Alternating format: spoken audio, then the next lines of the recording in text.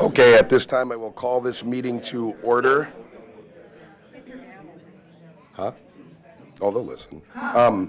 And then we will take a roll call. May I have a roll call, please? Trustee Tretchell. Here. Trustee Pfeiffer. Here. Trustee Walschlager. Here. Trustee Connor. Here. Trustee Hallquist. Here. President Garstra. Here. Thank you for that. I just want to give take a few moments to touch on, as you'll see, and everybody knows by now, I believe, but that Trustee Myers has passed away. The village is in a state of mourning until this coming Friday. Not that that's an official thing, but I thought it was appropriate to take some time for that. He had a funeral recently.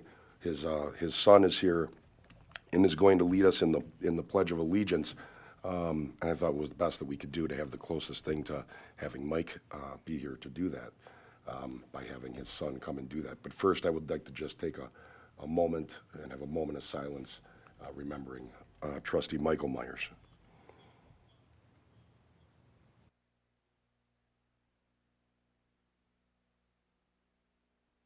Thank you. At this time, if you'd come up and lead us in the pledge, Scott, you can just stand right over here or wherever you feel comfortable with. Please rise for the Pledge of Allegiance. Of the United States of America, and to the republic for which it stands, one nation, under God, indivisible, with liberty and justice for all.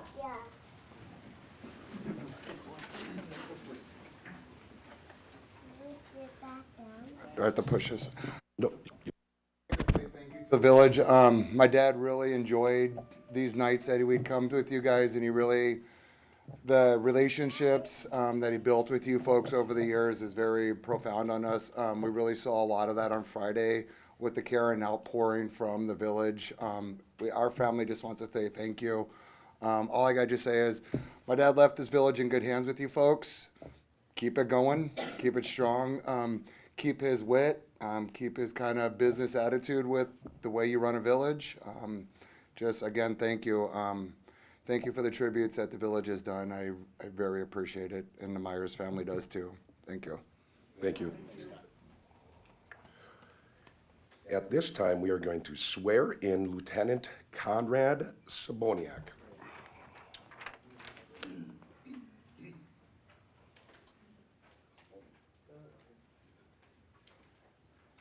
Sometimes they tell me exactly where they want, but I think they just want us here because of the microphone. And I'm just going to hold this so we can read it because being on the camera like this, then I start shaking. But if you could please raise your right hand. I, Conrad Ceboniak, I, Conrad Ceboniak, do solemnly swear do solemnly swear that I will support that I will support and comply with the Constitution of the United States of America, and comply with the Constitution of the United States of America, the Constitution and laws of the state of Wisconsin, the Constitution and laws of the state of Wisconsin, the charter, laws, and ordinances of the Village of Hartland, the charter, laws, and ordinances of the Village of Hartland, the rules and regulations of the Hartland Police Department, the rules and regulations of the Hartland Police Department, and the Law Enforcement Code of Ethics, and the Law Enforcement Code of Ethics, and that I will faithfully and impartially discharge the duties of my office as Police Lieutenant to the best of my ability. and that I will faithfully and impartially discharge the duties of my office as Police Lieutenant to the best of my ability. So help me God. So help me God. Congratulations.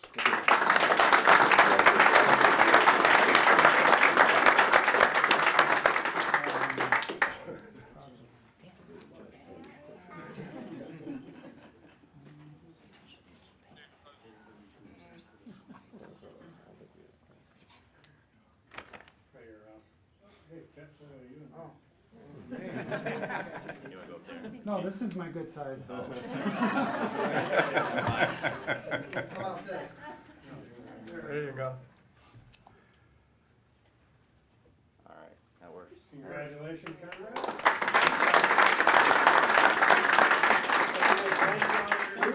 Yep, my wife Valerie, son Paxton, or boy, he's growing everybody, and then my daughter Mackenzie, we're missing the big kid Aubrey, she's got mandatory gymnastics.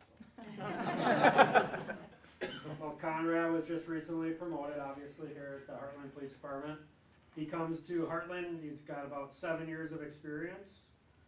here at Hartland Police Department, but joined us with a lot of experience from both Las Vegas Police Department, and then I always get my Pleasants mixed up, Pleasant Prairie Police Department.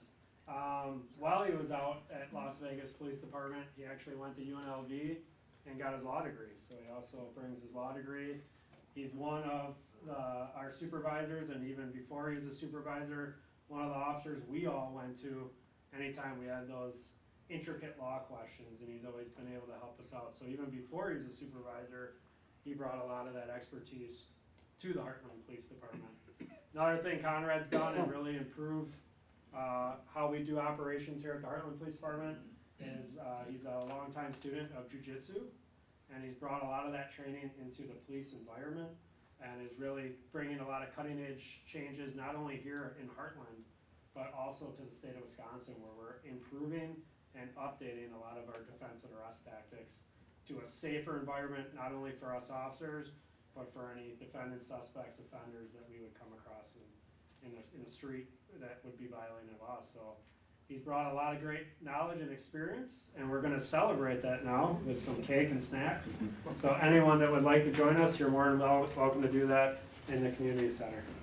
Thank you. Thank you.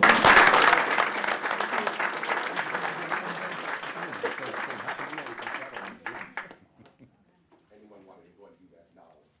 I can totally understand.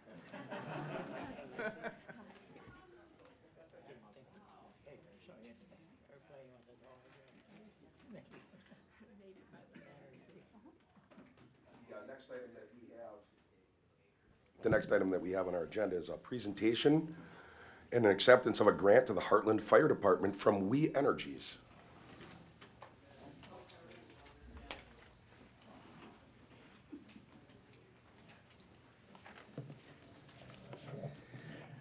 Good evening.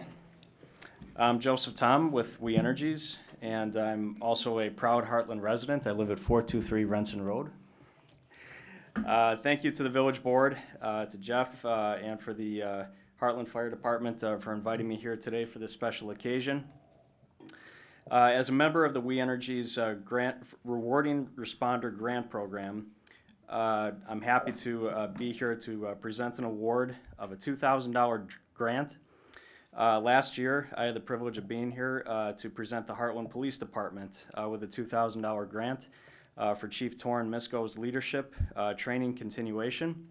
And I'm proud to be back here again, once again to present a grant award to the Fire Department, to Chief Dave Jambritz for $2,000 to be used for essential firefighting PPE, helmets and boots. And in my conversations with these two gentlemen here, it sounds like they've had a busy couple of months, so I know that this equipment is going to be put to good use. Our mission at We Energies is to provide our customers with world-class energy service and reliability and protecting the safety of our employees as well as our customers. Rewarding responders is our commitment to supporting local first responder agencies by awarding grants of up to $2,000 per agency for a total of $50,000 each year. This year we received over 120 grant requests from police and fire departments and other emergency service agencies within our Wisconsin service territory. This is more than double the amount of grant requests we received in 2021. It is quite the process to vet all of these grant requests, knowing that it's challenging for first responders for everything that they need to keep our families and our communities safe. It's not easy to make a decision to award these grants, and also when it comes to realizing that your hometown is one of the applicants, you can't help but step forward and want to make a difference to support them. I can't begin to tell you how proud I am to be a part of this grant program. And this year, we awarded $50,000 to our first responders, and because of the demand that we had this year, we received an additional $50,000 to reward an additional 25 agencies for a total of $100,000 going to first responder agencies in the state of Wisconsin. To Chief Jambritz, to the Hartland Fire Department, and to the Village of Hartland, on behalf of We Energies, I am proud and honored to present to you this grant of $2,000. Thank you for your service and your commitment to serving and protecting our community. Thank you, and God bless you, gentlemen. Great.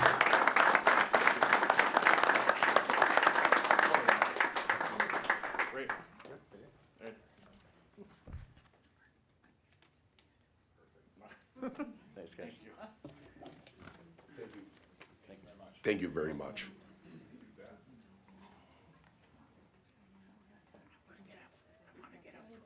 That is not the first time that We Energies has done a grant like that for first responders, so I think it's a pretty cool thing, and thank you very much.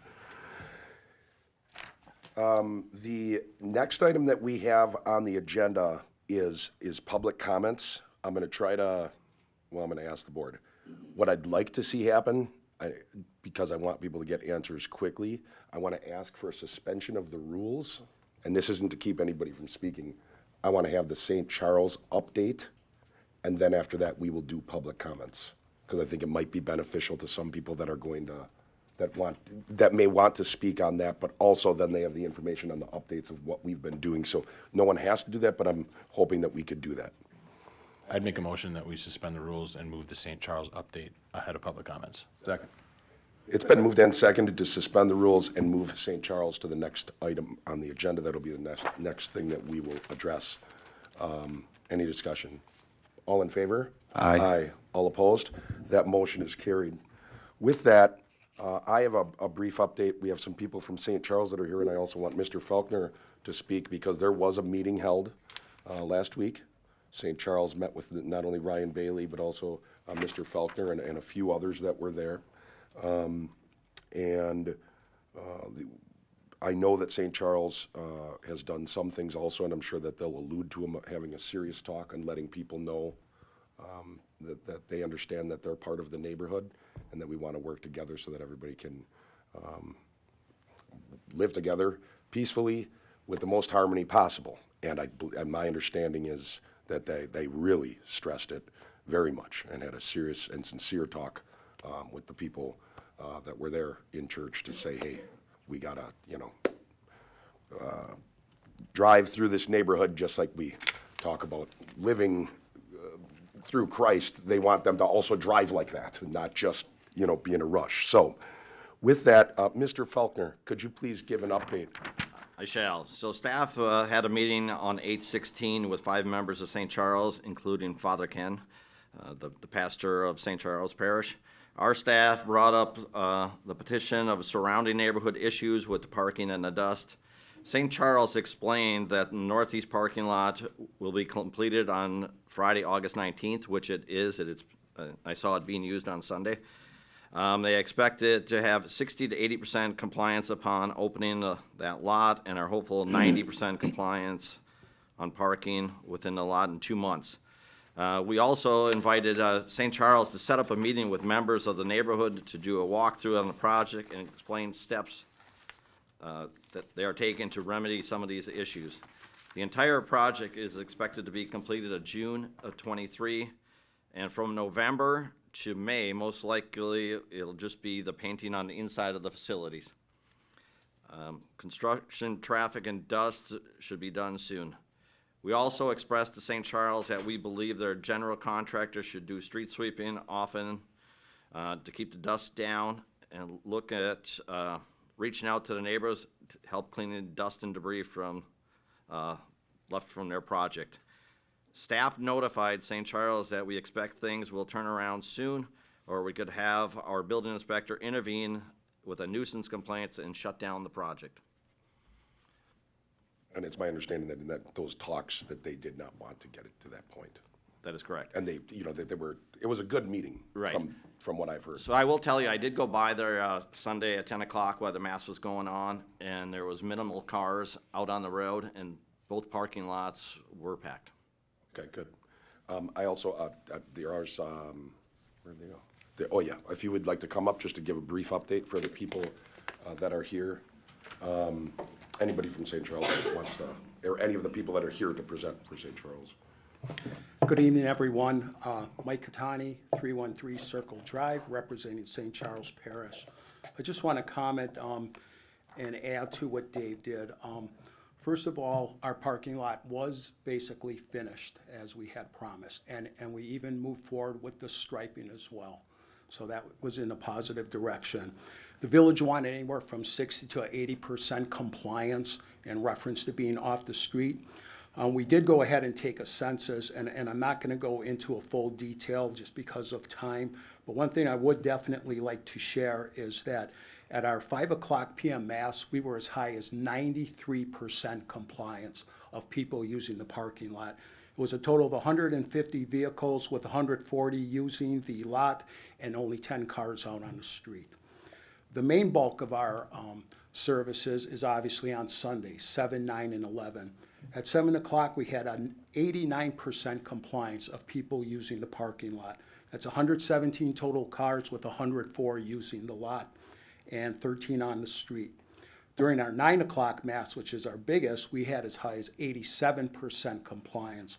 Once again, 203 cars, 176 using the lot, and 27 obviously using the streets. But those street parking, please keep in mind that those are on Circle and Renson Drive that are butting up against the St. Charles property.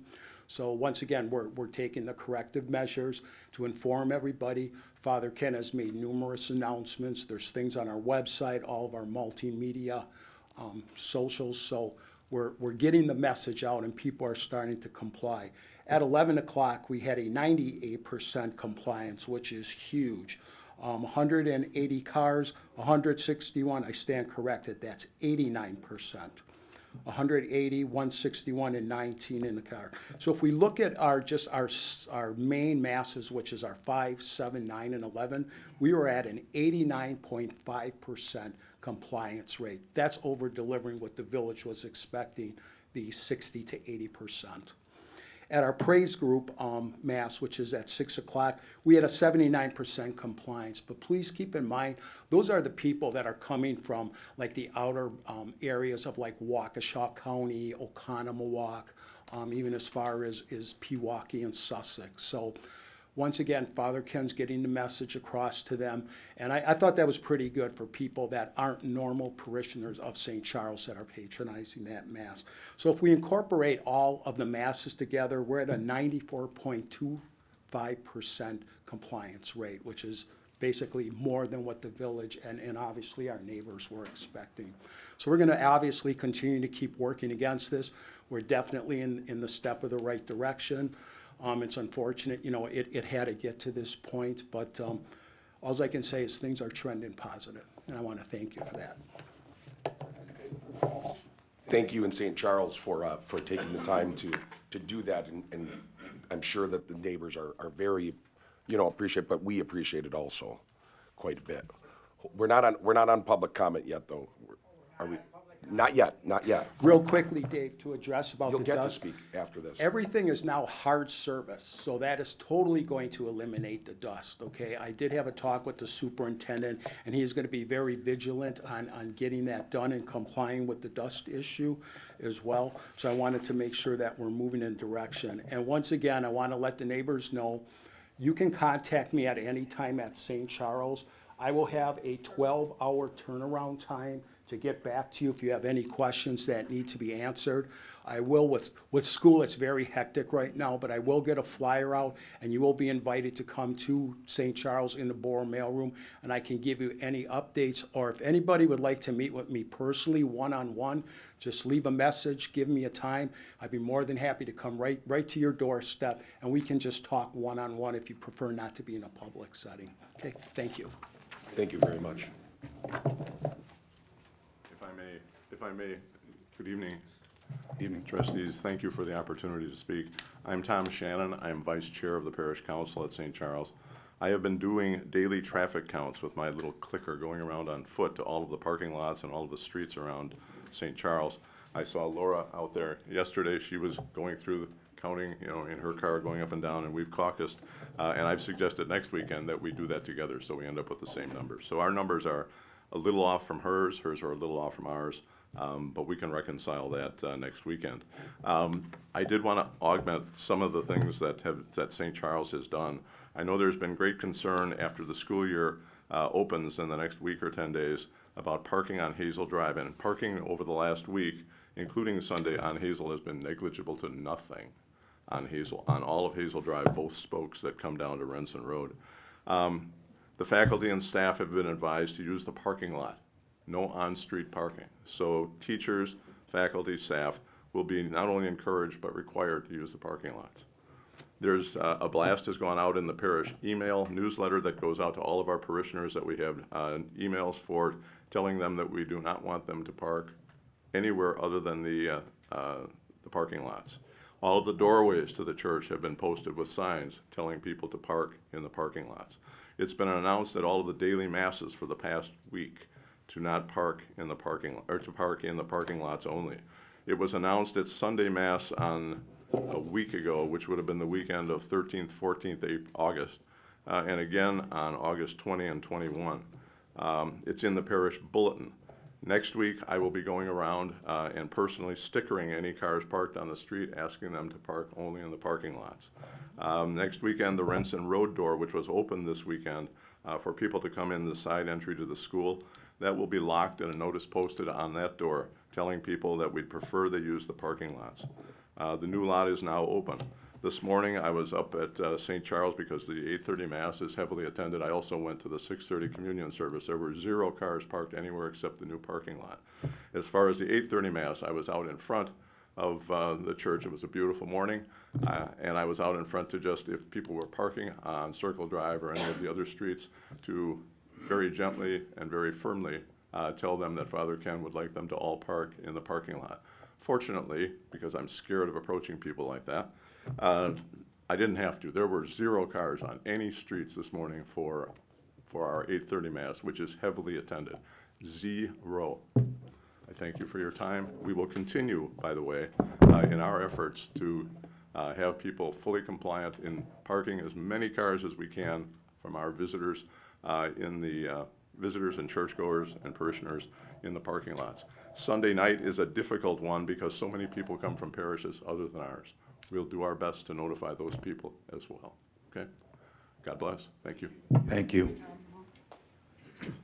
I just want to say how thankful I am for you guys to be here, for you to come, and I'm sure that the people in the neighborhood are as well, but that's a huge, it's a huge improvement, and it just shows the working together. So thank you so much. And I also will just throw in, I hope that your Fall Fest goes wonderful. You'll see me there.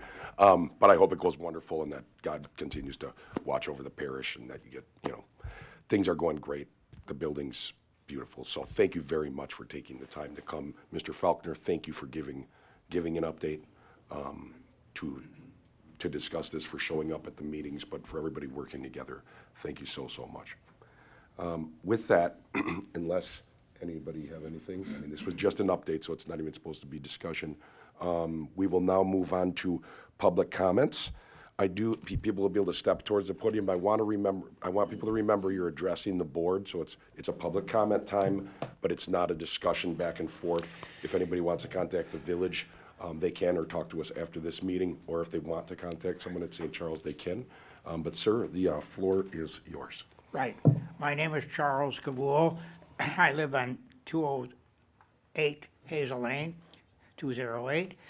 And my concern is not with the parking issues at the present time. It's with those terrible barrels that are placed in the west entrance and exit parking lot once school starts. A month ago, I said, I wish and I hope that St. Charles puts dual gates. That happens in many places. I've seen it all over the country, where once school starts, the gates are closed but not locked, so that somebody who needs to get in there, that especially a woman, does not have to get out of their car, walk over to one of those huge barrels, push it over, drive in, push it back, go down to where they have to go, and then come back out, push it aside, drive out, and put it back. I mean, those barrels are heavy. And I've watched the men move it, and it takes quite a bit of effort, even for a man to roll it over when school is out in the afternoon. There is no reason in the world that should not be done at this point. That will not be that much of an additional expense for St. Charles. because it's not fair to have this continue once the school year starts. Right now, it's not a problem because it's always open. But once school starts, it will be a problem. And then it'll be a problem for the people who want to come to the various services in the morning. And because I know once school starts at 8:30, 8:45, the barrels go up. And then, so that's my concern and my comment. Thank you. Anybody else that would like to speak?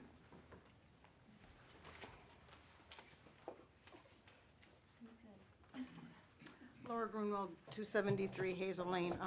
First off, I'd like to thank the board for their efforts. Obviously, there were legitimate concerns, safety concerns, and we're glad that we were heard.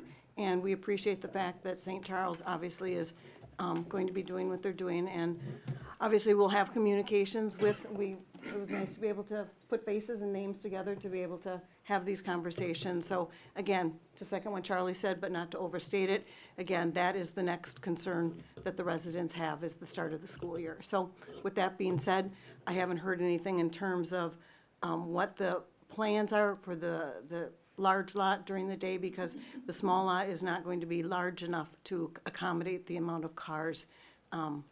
So, we're continuing to monitor, we're continuing to count it, and again, we saw improvement. It's week 1, and we hope that it continues, and we appreciate the effort, so thank you. Thank you.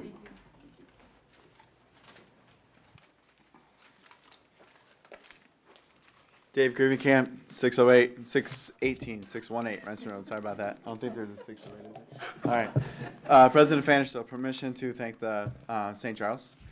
All right. Thank you guys for all the work you've done to help us out. Parking in the neighborhood has been much better. We haven't had as many of the issues and things like that. So that is much better. Thank you. I guess I wanted to come up here and talk about the concerns that moving forward and how to address those concerns.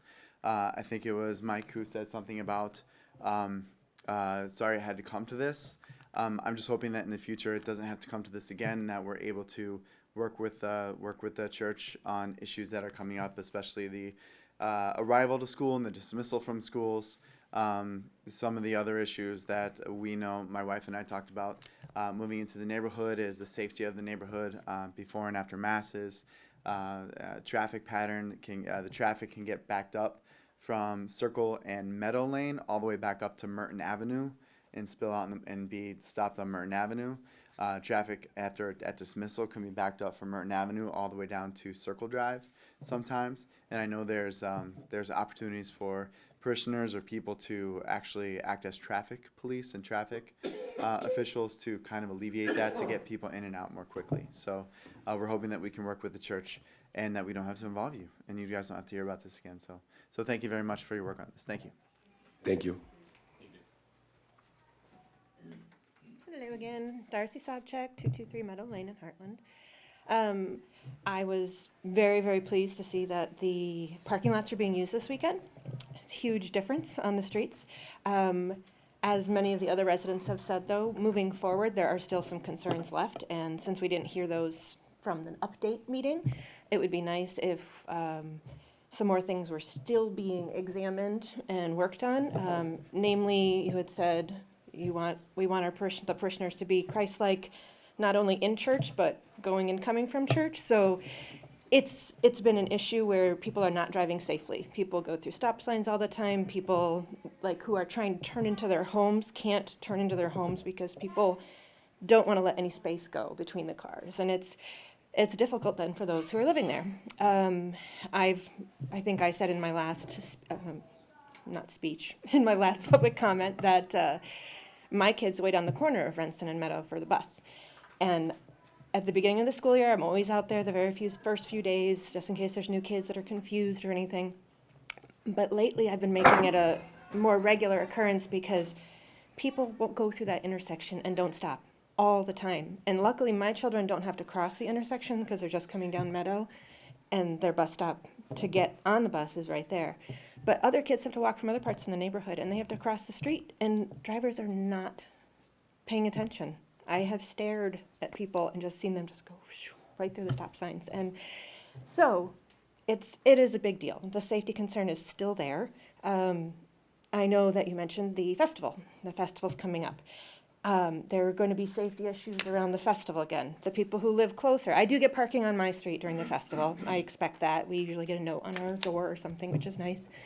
But everybody who's parked within 4 feet of everybody's driveways, I think that should maybe be addressed before the festival comes around. Perhaps painting could be done to show that you're not supposed to park here because it's a yellow curb or whatever, like hydrants get, something, because I personally don't get affected by that as much. But for all the other neighbors, for 3 days, it's going to be way worse than Sunday morning, and it's just, I feel bad for for everybody in the community that is affected on a daily basis during that. So, yeah, that's all I wanted to say, is that I just really hope that the safety issues are continually addressed, and perhaps Father Ken could speak to parishioners about adhering to traffic laws. That would be great too, not just using the parking lot. Thank you. Thank you. Go ahead. Hello, my name is Alexis Banik. I'm not going to share my address just because I was not aware that this is uploaded to YouTube.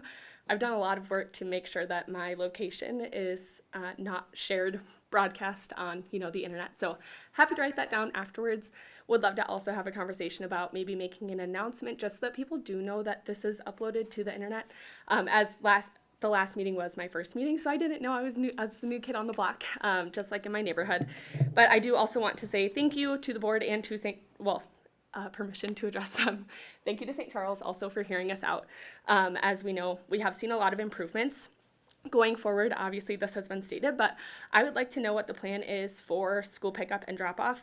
As someone who is on a very close road to the church, specifically the driveway entrance, I would like to know, are we going to have traffic officers? Are we going to have any police officers to help with the traffic flow?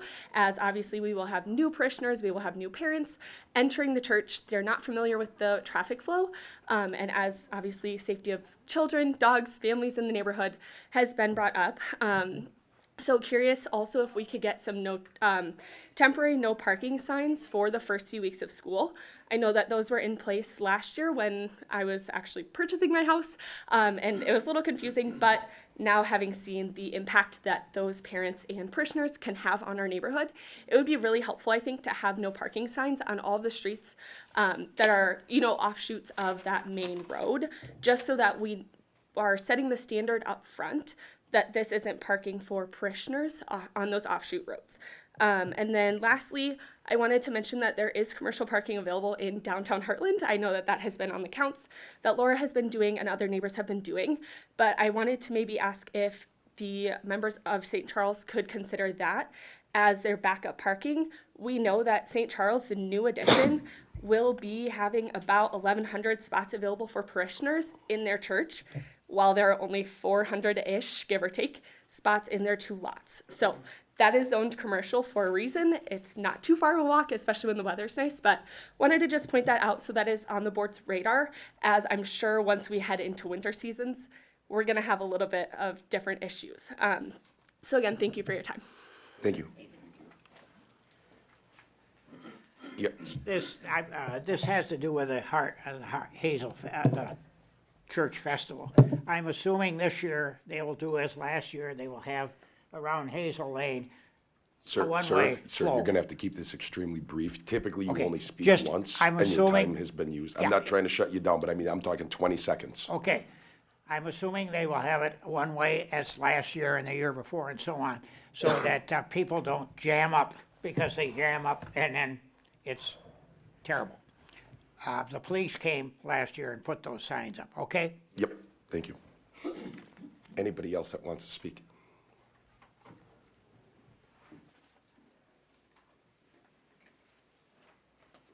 Hello, Ann Grievenkamp, 618 Renson Road. I've been taking notes as everyone has been making comments, so I'm going to make this a general. I'm not going to ask for permission to just address one person because I want this information to be put out to all of you. So it is nice. It was nice to have Mike here.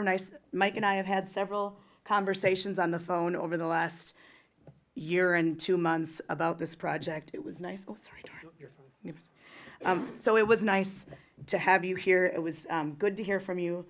I too am sad that it got to this point. I do want to thank you for taking us seriously now. It's clear that it took more than my mom and me and Val to let you know that there was a problem, but I do believe that you now believe us that there is a problem. So we do want to thank you for all being committed to working together as neighbors.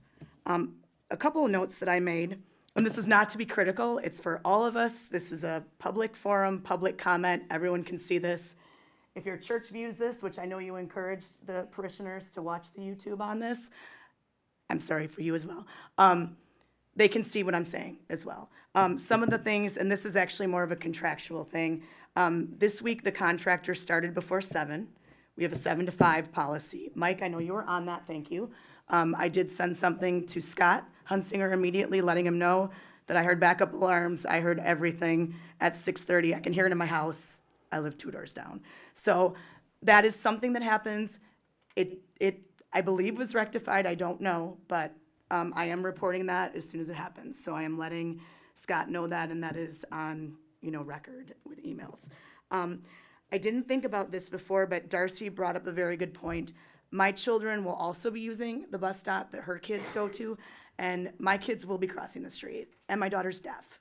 So, and we had an issue with that when our kids were little. We didn't take walks around the neighborhood on Sundays because of and we put up with it. People do, they come in, when they're coming in late to church, they are flying in to get to church. There's a lot of missed stop signs. We can call the police all we want, but you know what doesn't happen when police sit there and look at you? They don't fly through the stop signs. So while that's a great suggestion to say, let's have the police patrol it a little bit more, people comply, as they should. But that's a problem. So I don't know how that can be solved in the future. I know it's a small neighborhood. I don't know if we can have signs that alert people to slow down, those, I don't know, but there could be something. There are solutions. That is something totally separate from the parking, but as other people have said here, this is not an end point, unfortunately. And I know that you guys don't want to hear that, but it's not. We've had problems for years. It has come to this mountain. And now that we're starting to solve things, and if we're doing this relationship where we're working together and we're solving things, let's continue to do that. I don't see why we shouldn't. Really, we do live together. They're there, we're there. It shouldn't be a relationship where we're living in animosity and frustration all the time. So that's why I'm sort of picking out these different things for all of us to talk about if we're doing this. Also, I know that our police department has offered to give training to like the traffic controllers. They have not taken us up on that offer as of now, and I would like possibly everyone to reconsider that, and maybe there could be some training that our police department can give to people that are doing traffic control. I don't see where that would be a negative. And I know that you guys have offered and that you are willing to do that. That could help with some of these things that we're gonna run into in a week and a half from now. So it's an idea. I think it's rather important, others might not. Other thing that I had a question about, and this again may not be possible, I was writing this down as Mike stated that Renson Road's door will be locked, which Dave and I have talked a bunch about that. If the doors are locked, they can't get in, and they're not gonna wanna park there. That's a given. I'm wondering about the east side door, which is the door on Circle directly across the street from my mom's house. Can that be locked? I don't know if that's a yes or no answer. I'm bringing it in front of everybody so that because that's again another reason why someone would park in a parking lot would be to get in to the building where it's open.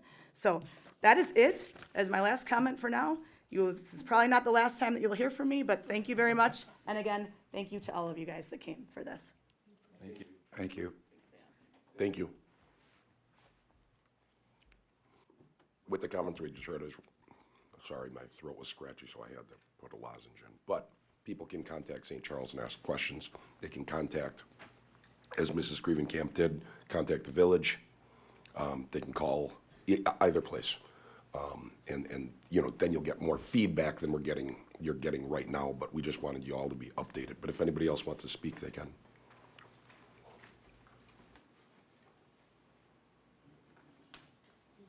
We have no one on Zoom that would like to speak either, so I'm going to move on if no one else wants to speak. Thank you very much, St. Charles, for coming. Thank you, everybody that spoke. We're going to move to the next item on the agenda, and we will continue to work on the issues that present themselves in front of us. Thank you all. Have a great week for anybody that's not staying any longer. The next item that we have on the agenda is consideration of the village board minutes of the August 8th, 2022 meeting. Make a motion to approve the village board minutes of August 8th, 2022. Second. It's been moved and seconded to approve the minutes from the August 8th, 2022 meeting. Any discussion? All in favor? Aye. All opposed? That motion is carried. The next item we have are consideration of items that are related to vouchers. We have a consideration of closeout of the 2021 paving program and payable for $18,995.82. So Wolf Paving Incorporated has submitted a final application for payment for the 2021 paving contract. If you recall, the 2021 paving areas were South Industrial Drive, North Avenue, and East Capitol Drive. Staff agrees to close out the 2021 paving project to Wolf Paving Incorporated for the sum of $18,995.82. I'll make a motion to approve the closeout of the 2021 paving program in the amount of $18,995.82. I'll second. It's been moved and seconded to close out the 2021 paving program and pay the amount listed on our agenda for that item. Any discussion? All in favor? Aye. All opposed? That motion is carried. The next item we have here on this section is consideration of contractor's application for payment number 2 for the 2022 utilities program to Wood, Sewer, and Excavating in the amount of $17,242.16. So Wood, Sewer, and Excavating is seeking their second payment for the 2022 utility projects. This payment is for restoration, topsoil, and seeding of the areas where they tore up grass to finish the projects. What you will notice is that we are holding retainage of $8,269. There's a year warranty on that, so that will be released next year if there's no punch list items to repair. So staff is recommending the second payment to Wood, Sewer, and Excavating for the sum of $17,242.16. I'd like to make a motion that we accept making a payment for the 2022 utilities program, Wood, Sewer, and Excavating in the amount of $17,242.16. Second. Been moved and seconded to pay that amount to Wood, Sewer, and Excavating for payment number 2 of the 2022 utilities program. Any discussion? All in favor? Aye. All opposed? That motion is carried. Now we have consideration of vouchers for payments in the amount of $278,058.88. I'll make a motion to approve the vouchers in the amount of $278,058.88. Second. It's been moved and seconded to pay the vouchers. Odd question. Hold on. You made the motion? Who made? Yeah. I'm going to let the motion maker go first, but then you got the floor. Okay, I'm sorry. Oh, no, Ryan's not here. Do you know, Darlene, in the financial administration, we had a charge of $789, and it says insurance policy change with R&R. Do you know what that was for? Does anybody know what that was for? The other, I had several. General administration, there was $578.50 for CT access.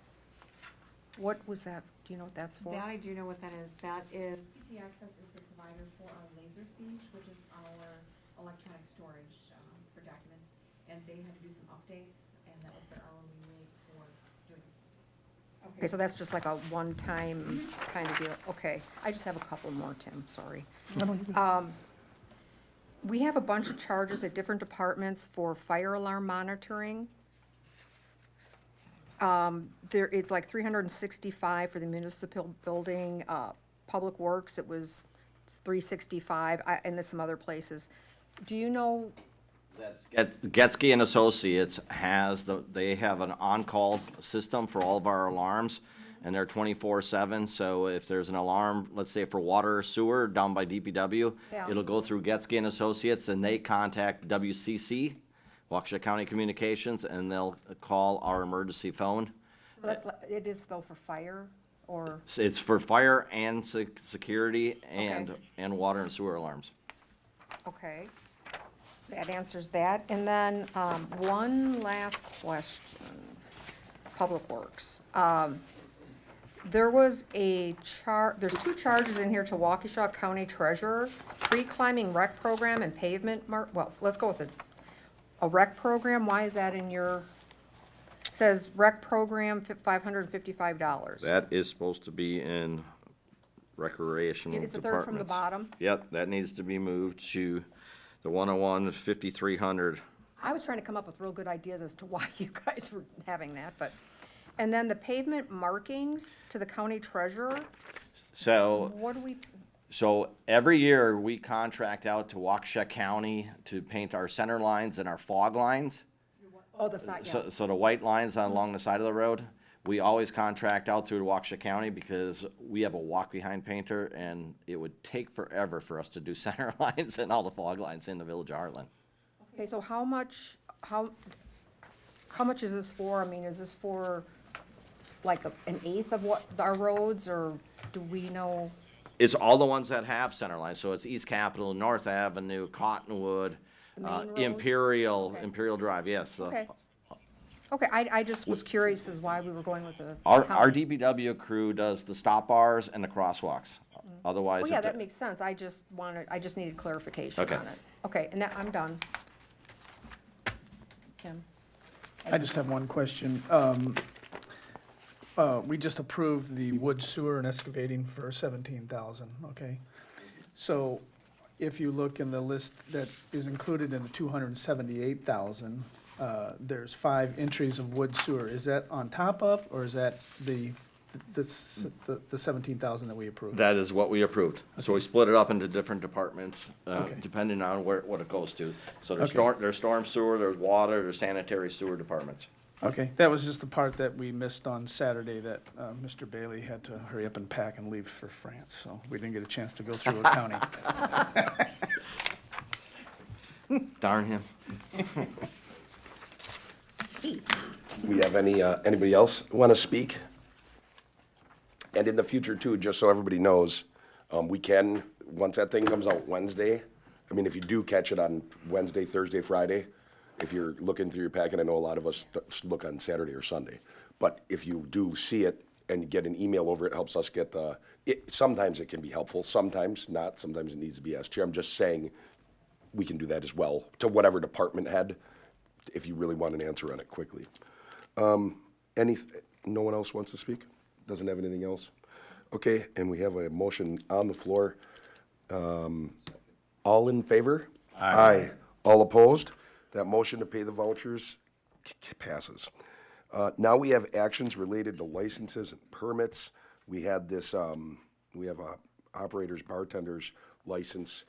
On your list, if you could just get rid of the name for Kevin Mazak. He has pulled his request to be permitted to serve alcohols with a bartender's permit, so. So it would just be bartenders and operators licenses for Haley Brisky, David Vowles, Zachary Anson, and Alex Collins.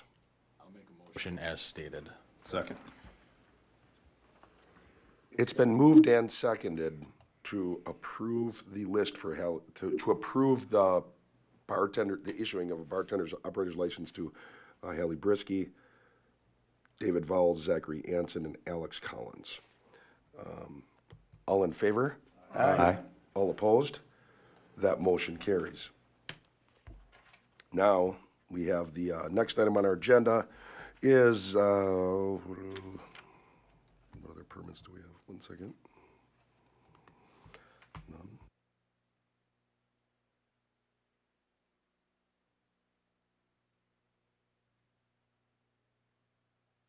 Oh, there it is. Okay. This is the consideration of a special events permit for Waukesha County Land Conservancy on September 24th, 2020. Sorry. Sure. Sure, I'll do a little introduction. So, Waukesha County Land Conservancy would like to use the Cottonwood Wayside Hartland Marsh area, preserve area for 30-year celebration fundraiser. They are going to serve food, but there is no food permit needed because they're a nonprofit organization. There will be serving beer through Delafield Brew House, and the state of Wisconsin says they don't need a liquor permit for that. They will have a band.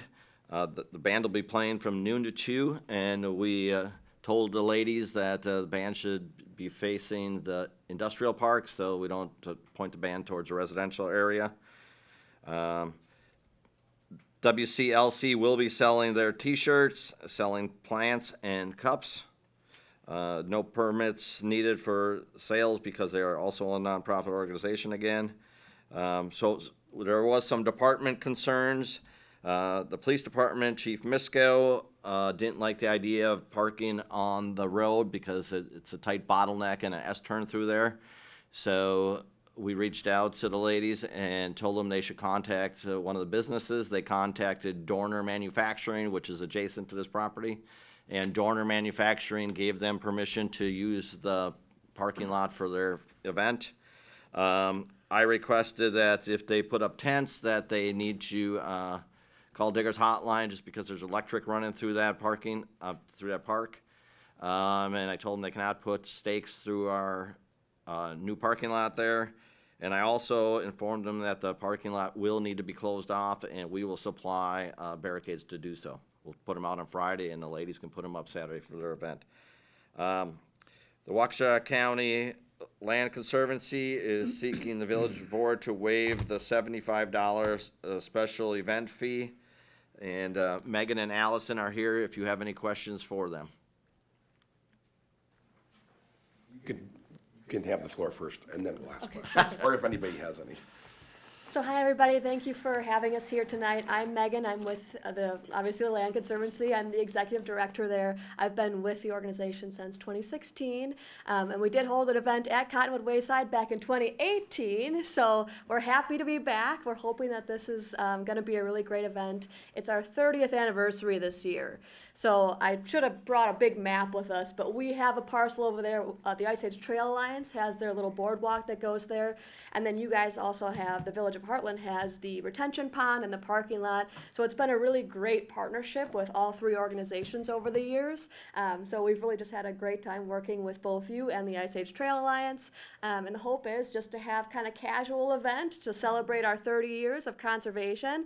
We figured this, the area of Village of Hartland, there's so many people that care about conservation and love. I see so many people in that parking lot at all times, just walking through, taking their dogs on hikes. So that's kind of the gist of what we're hoping to do. And Allison is also in charge of the event, so I brought her here today to hopefully help answer any specific questions about the event. Thank you.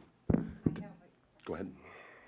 On your application, it states, will you be selling merchandise? And you said no. But yet on the narrative, it says you will be selling t-shirts and plants and cups. There was a little bit of miscommunication there. So when we were talking with Kelly originally, is who we went through with first for these permits and things like that. Because we're a nonprofit, she told us that we didn't need the permit. So we thought that meant that we should circle no on the application. But that was kind of the confusion there, is that we are going to be having little cups there, and as well as 30th anniversary t-shirts. Mm-hmm. And then technically Johnson's Nursery is supplying the plants, but it's a fundraiser for us where 15% of the proceeds come back to us. So that was kind of the miscommunication there, that we thought just because we didn't need the solicitor's permit that we circled the no on the application. My question then to us is, because we have other nonprofits that hold fundraisers, do we need to correct this, or do we need to do anything to make sure that we're doing the same here as we've done in the past for others that are nonprofit and they're selling things? Correct. Changed how it looks on the computer right now before that they did the no. Well, I don't know if the fact that they're a nonprofit has anything to do with the permit, does it? Yeah. It does, okay. Yeah, Dave just said. Okay, and then if we just, we don't need this change then at all? This is okay as is? I'm guessing that in-house, that's getting changed. Okay. That they're put, because they just got a seller's permit, so it definitely, basically, it changes it. Oh, On they that, got- just so you know, that's them requesting Right. what they I have just like this there. to match up with this. And you're saying, okay, so they have a seller's permit, you said? Is that what you just said?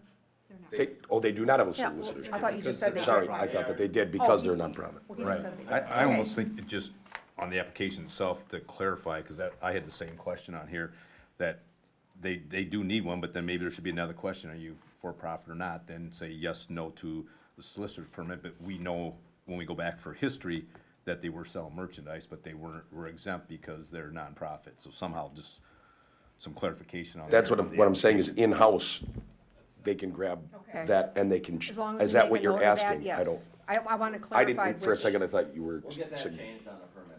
Okay. I see where the confusion was. And my other question, I'm gonna let Tim handle. Okay. Are you yielding to me I then? am yielding to you. Okay, couple questions. First of all, have they put down a deposit? I am not aware. Okay, so you just said you don't want to drive any stakes into the blacktop. If they do, shouldn't we have a deposit first and then give it back to them when So- they don't? They're not putting their tents on the driveway, on the parking lot. If you see your map, I it shows do. that it's on the grass area, so there Okay, won't be so any we- stakes. So a deposit is not required? Normally for shelter rentals, we require a deposit. Under this event, it doesn't appear that there was any deposit. So that's one question, I guess, that I'm wondering. You mentioned that you're having 2 beer vendors as well. Okay, are those people for profit, or are they giving that money to you? A portion of the proceeds will come to us. So they're a for-profit. So Delafield Brew House is one and the Hive Tap Room is the other. Okay, and so they're selling a $5 beer and they're keeping that $5, or are they giving their A portion profit comes to you? back to us, yeah. Okay. And then how many porta potties are you having for 150 people? 2. One handicap and one, so basically one for 150. Technically a handicap, if you're not handicapped, I feel bad using a handicap bathroom. Okay. Yeah. We have had an event similar to this twice already. We used to have what was called Oktoberfest. We had one back in 2018 and then one in 2020, I believe we did have one that year, or last year. So 2019 and 2021 is when we had Oktoberfest. And then so it's the same kind of setup with the beer vendors, us selling certain things, raffles, things like that. And we've had the one porta potty and then the handicap at both of those events with around the same amount of people. And we haven't had an issue, but if that is something that, is an issue here, we can definitely include an additional porta potty. I mean, it's a 4-hour, it's a 4-hour time frame, so I'm assuming people probably aren't gonna be there for 4 hours. Right. They're able to come and go. There's no set timeline. It's kind of just a very casual kind of thing. Then my last question is, and this has no reflection on you, but this application was dated on July 18th. Is a Wayside, Dave, considered a park? We do not have a spot on there for shelter rentals for the Wayside. Is it considered a park, though? Yes. Under the, okay. So July 18th, we've had, correct me if I'm wrong, Ruck, we had at least one park board meeting, didn't we? Okay, and this didn't come to us, it came to us as an informational item only. So the park board did not have a chance to comment or review any of this. So, I don't know why, I mean, July 18th was a couple months ago, so, or a month ago, I guess. So. Yeah, so anyway, that's, I'm done. Anybody else? How much are you hoping to raise?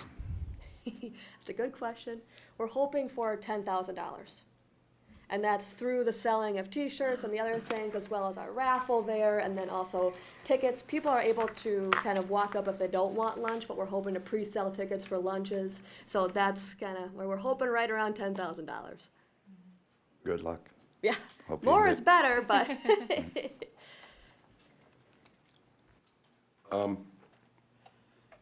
If no one has anything else.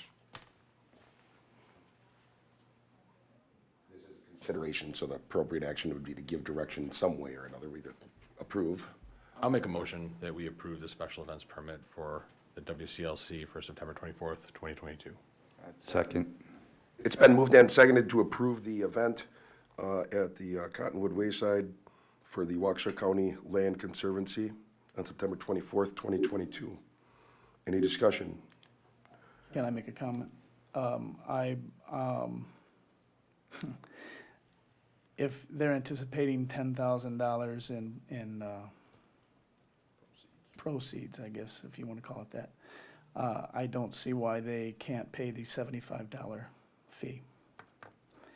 So if you call for a vote, I don't know if they address that. So if you want to check with that and find out? Yep. Did the person making the motion intend to pass it with no fee being paid, or did you intend? I definitely agree with Mr. Hallquist. I think that the $75 fee should not be waived for. Is that what it is? Sorry, that size. is that about what? That's what I was So I looking would, for. yeah, I would. So that's what you state- meant? Did the person who Yes. seconded it, Trustee Trutchell, did you intend that they would pay the fee? I would agree with that. So then the motion was made with that incorporated into it as clarified. Sir? So we do have that motion on the floor with the fee, which you'll have to touch on, whoever. All in favor of approving the event, but they will have to pay the fee. All in favor? Aye. Aye. All opposed? That motion is carried. Thank you guys very much. Thank you very much. And good luck. Thank you. Now shoot for 10,075.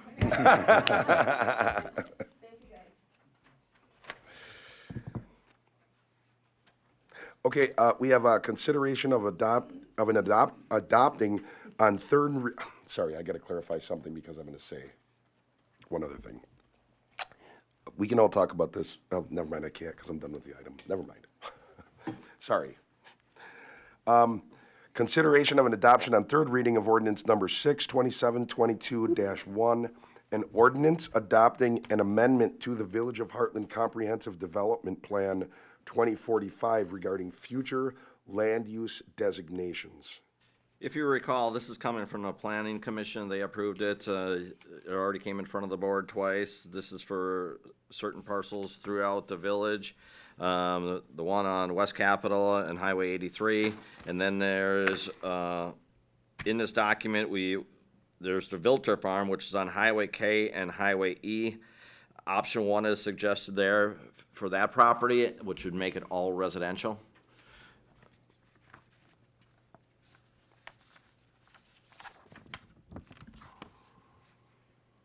So,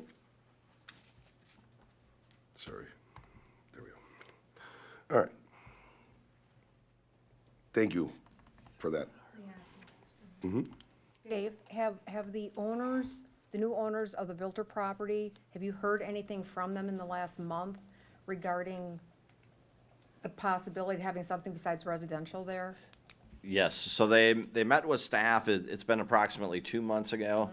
The family that owned it, they want to potentially turn it into maybe a coffee shop or like a farm to plate, so you can buy their steers that they have and they will sell it to you as a package, as a steak per se. But we haven't heard anything since. But we did leave it open, if I remember, Plan Commission, that can be changed to that should they decide to do that, correct? That is correct. Yes, okay. I just want to confirm that. Thank you. They can always come back to the Planning Commission and ask for Right, a I change. just wanted Yes. to record that we had that. Okay, Yep. thank you. It doesn't guarantee that it'll change the planning commission, but you can come and request. That's true.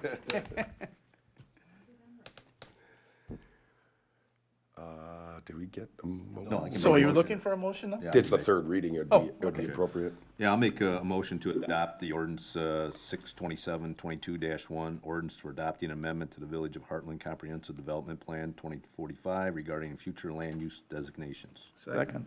It's been moved and seconded to adopt ordinance that will be numbered 6/27/22-1, an ordinance adopting an amendment to the Village of Heartland Comprehensive Development Plan 2045 regarding the future land use designations. Any discussion? All in favor? Aye. Aye. All opposed? That motion is carried. Now we have consideration of a request for a letter of credit reduction for the Sand Hill condos. So this credit reduction is for water, sewer, sanitary sewer, storm sewer, grading work, and erosion control over in the Sand Hill development. Staff inspected it along with the building inspector, because that is a private development, so staff inspected the public stuff, and then the building inspector, Scott Hussinger, inspected the private stuff. So staff recommends a letter of credit reduction for Sand Hill condominium development for the sum of $677,401.15. I would make a motion that we approve the letter of credit reduction for the Sand Hill condos. A second. It's been moved and seconded to have a letter of credit reduction for Sand Hill condos. Any discussion? All in favor? Aye. Aye. All opposed? That motion is carried. We already, announcements. Well, I have the microphone in front of me, I'll start. Sounds great. So we actually finally heard some good news. So we ordered our water truck last year, that went through the 2022 budget. We ordered it in November, and we finally got a build date of September 19th for it. So they didn't push us to 23 like they were suspecting. So we will get that water truck this year, hopefully. Awesome. Chief? I said, two quick updates. One is our officer, Rachel Kennedy, is nearing the end of her road training program. She's doing great. So we're expecting her to conclude that program early in the next week or two. And then our transition with Lieutenant Brian DeBarge coming to early team. And as you all saw, Conrad Ceboniak and late team as a supervisor has been going great. So really good command team in front of us, and I'm really excited with where we take it from here. Thanks, Chief. I'd like to just say thank you to the department heads and the folks that participated this weekend. I thought Saturday's event was outstanding. It was a great opportunity for us to learn a little bit more intimately the inner workings of the different departments, and look forward to taking you guys up on some of your offers for ride-alongs and such. So thank you, guys. I agree. As a new trustee, it was very informative. There's a lot to learn, and getting out, getting into the plow truck, and getting into your facility, and I'll have more questions for Chief Misko, and doing a ride along with the police department is something I'm looking forward to doing. I agree with you. I particularly want to do the plow truck drive, because we'll do my street first then. Push it in his driveway. Yeah. But no, it was great. It was very informative, and we just ran out of time for Ryan's portion, and hopefully we can do that later on, so. Yeah, there was a training held for the village, anybody that might be watching, to let them know. We had talked about this training, even including all of us getting through our sexual harassment and anti-retaliation policy and stuff like that. Village, everybody on the board, it's going to be done by September 30th. That needs to be complete by. We have training for that and stuff like that. Typically, the village employees all go through that once a year as well.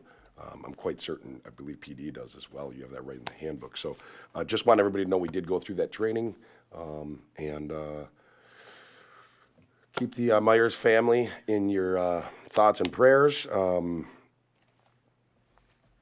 Trustee Myers is flying in the heavens now, and but it was great to serve with him. I enjoyed it and learned a lot. And obviously that means that a new person will be coming to the board at some point. I'm not going to do anything with that until this Friday. Right now, I think it's time to focus on Mike. He's our trustee right now. That was a tough loss, but I will provide more updates on that stuff when the time is appropriate. So basically the next meeting. That's all I got. Motion that we adjourn.